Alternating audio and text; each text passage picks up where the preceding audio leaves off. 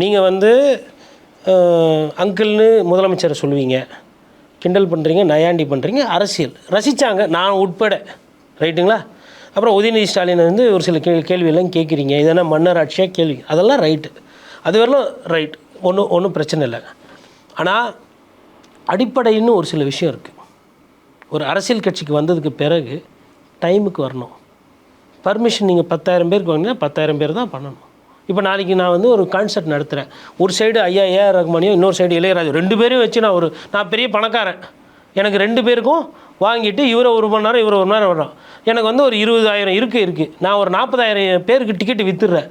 கூட்ட நெரிசலில் ஏதோ ஒன்று ஆச்சுன்னா என்ன ஜனங்க கேள்வி கேட்பாங்களா கேட்க மாட்டாங்களா?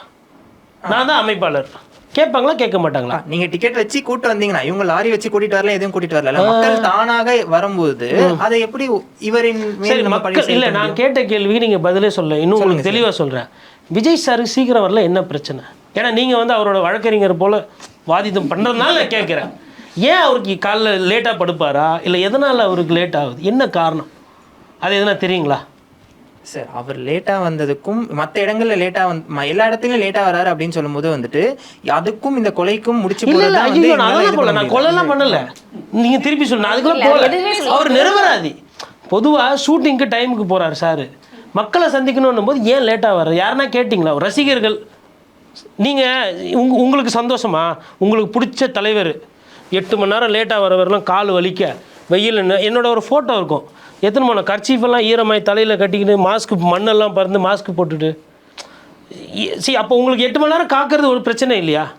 சரி, இல்லை இல்லை, நான் ஒன் வேர்டு தான் கேட்குறேன், நீண்ட வேணாம், உங்களுக்கு அது பிரச்சனை இல்லையா?